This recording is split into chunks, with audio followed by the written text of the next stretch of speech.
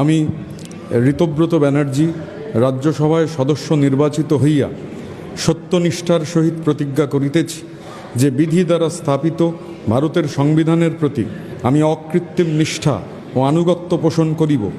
আমি ভারতের সার্বভৌমত্ব ও অখণ্ডতা রক্ষা করিব এবং যে কর্তব্যভার আমি গ্রহণ করিতে উদ্যত হইয়াছি তাহা নিষ্ঠাপূর্বক নির্বাহ করিব। জয় বাংলা।